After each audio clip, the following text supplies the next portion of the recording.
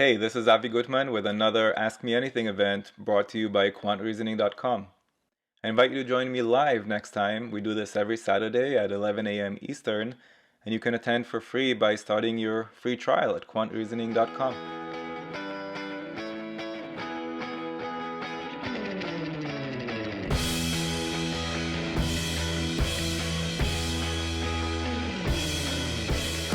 Isn't this such an interesting question?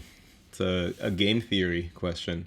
So we have a game. We have a game here with some unknown number of sticks. And as usual, I think it's really important to really take the time to digest the rules of this game. This is the kind of thing where if you're in a rush, if you're trying to get through a question like this as quickly as possible, you're going to mess up. Not just you, anyone. It's really important to go big or go home on the GMAT, meaning if I'm actually going to try this question, I have to take my time and read it slowly and fully digest it. And if I feel like I don't have the time to do so, then I should just guess and move on to the next one so that I will have that time and I will be relaxed enough on the next question. So the worst thing that we can do is try to rush our way through every question one after the other, because then we'll get all of them wrong. It's better to just throw away a couple if we need to so that we can relax and take our time on each question. So what are the rules of this game? Somebody starts and is allowed to remove any number of sticks between 1 and 5, and then it's the other person's turn. And then he or she gets to move anywhere between 1 and 5 sticks. And so on and so on. So it keeps alternating. And then we're told in the very end that Rita goes first, and they want to know which of the following is a value of n such that Sam can always win no matter how Rita plays. So I'm going to put myself now in the shoes of Sam, and I'm going to pretend that we're playing for $1,000. And what that does for me is that it really helps me think more critically about the situation, because now it's not just a GMAT problem, now it's something that can get me $1,000 if I do it correctly. And if I mess it up, I'll lose $1,000. So I really have a strong incentive now to get this right. And unfortunately for me, Rita gets to go first. So immediately I'm starting to think, well, what are some situations that would be devastating for me? Like, can you think of a scenario? Can you think of any value of n with which Rita will definitely win if she wanted to? 5. 1, 2, 3, 4, 5. Yeah, exactly. If there are only 1, 2, 3, 4, or 5 sticks, I'm not even going to get a chance to play. Rita's just gonna grab all the sticks and it's over, and she wins. And that's a really important thing to figure out. And I think we can figure it out if we put ourselves in Sam's shoes and we're worried about losing this game. Like, what would definitely make me lose? And that's what would make me lose. If there are anywhere between 1 and 5 sticks to begin with, I will definitely lose. But also, any scenario in which we end up with anywhere between 1 and 5 sticks, and it's Rita's turn, I will lose. So it's not just if the beginning of the game is like that, it's at any point, if we get to a situation in which it's Rita's turn, and there are between 1 and 5 sticks, I lose. Now the good news is that based on what they're saying in this question, there exists such a value of n with which I can guarantee that I will win. And that seems a bit unfair to Rita, right? A fair game wouldn't have such a scenario where you're guaranteed to win. Sorry, go ahead. No, it's a bad game. It would be, exactly. It's a bad game for Rita. It's a great game for me, for Sam. We all determined that what would be really bad for me, for Sam, is if there are only 1, 2, 3, 4, or 5 sticks left for Rita, because then she'll just grab all the sticks and game over. And what Parash realized is that then, well, what if there are 6 sticks when it comes to Rita's turn?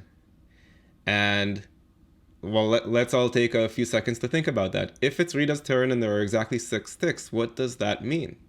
She's done, and Sam is going to win no matter how Rita plays. So I wish one of the answer choices said 6, because then we could pick it and move on. And the GMAT would have done that if this were an easier question. Okay? So one of the ways in which they increase the difficulty level is they don't put 6 in the answer choices because that's going to force us to take our thinking one step further. But 6 would have been a correct answer if it were in the answer choices. Okay, because if it were exactly 6 sticks and it's Rita's turn, no matter what she does, whether she takes 1 stick, 2 sticks, all the way up to 5 sticks, either way, then it's going to be my turn, Sam's turn, and I'm going to win no matter what.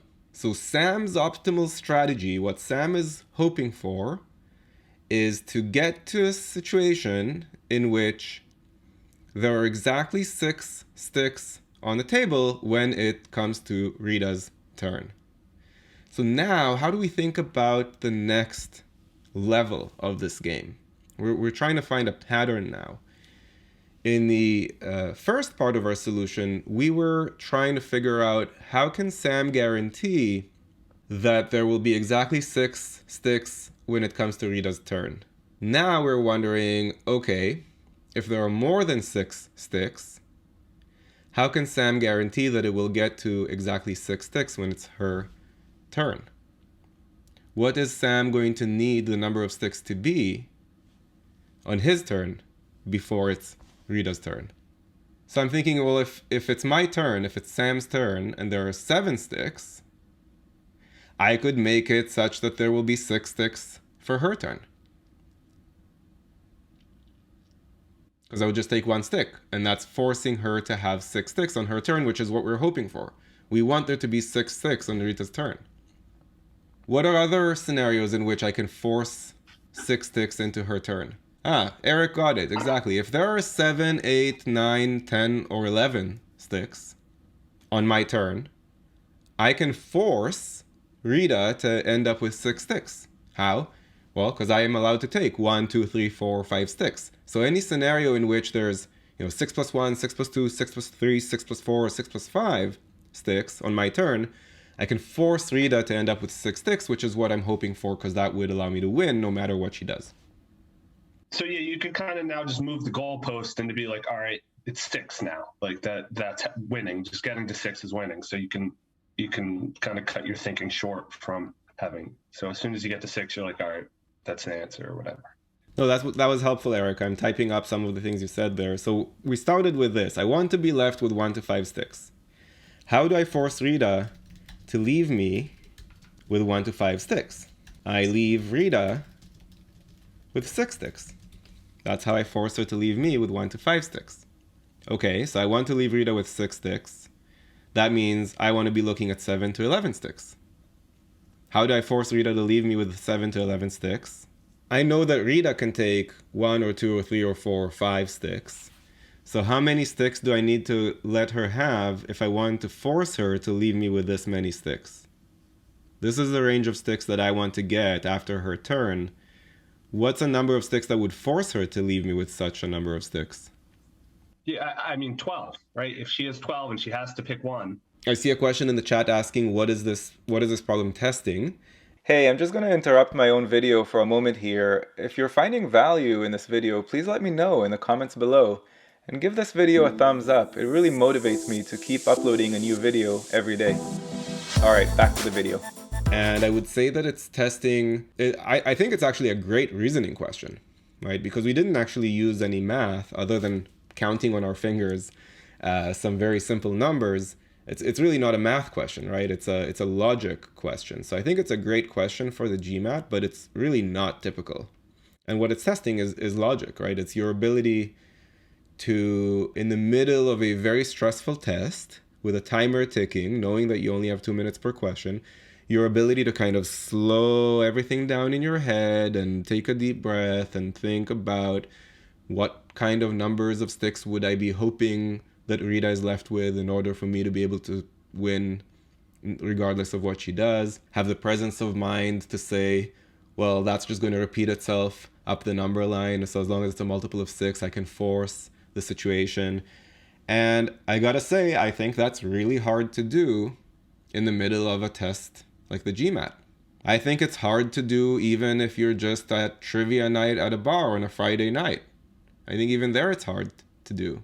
Putting that in the middle of the GMAT, I think, is that's really challenging. I don't know that I would have been able to solve it in the middle of my test, to be honest.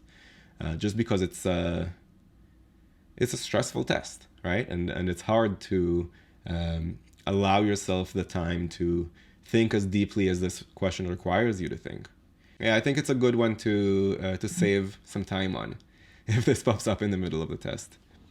Look, even with a correct answer, we're not saying Sam is always going to win. We're saying Sam can always win if Sam is cunning, as you put it. If Sam does the right thing, he has there is a path for Sam to win no matter what Rita does. That's all we're saying. So with any other answer choice, Sam doesn't have a path to win regardless of what Rita does. In other words, it depends. It depends on what Rita does.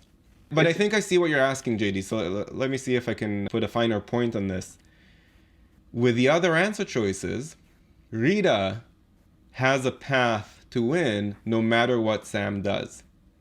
It doesn't guarantee that she'll win, but there's a way for her to win no matter what Sam does. And how would Rita do that? She would force Sam to be left with a multiple of 6. And now the tables have turned. So for example, if you have 16 sticks to begin with, what's Rita going to do if she wants to win and if she's clever? She'll take 4 sticks. And now Sam is left with the multiple of 6. And then no matter what he does, she can force him to be left with 6 sticks. And then no matter what he does, she can take the remaining sticks and win. What if it's 11 that they begin with? What will Rita do if she's clever? She'll take 5, forcing Sam to be left with 6 sticks, and then no matter what Sam does, she can win. What if we're starting with 10? What will Rita do? She'll take 4, forcing Sam to have 6 left. So with the other answer choices, there is a way in which Rita can always win no matter how Sam plays.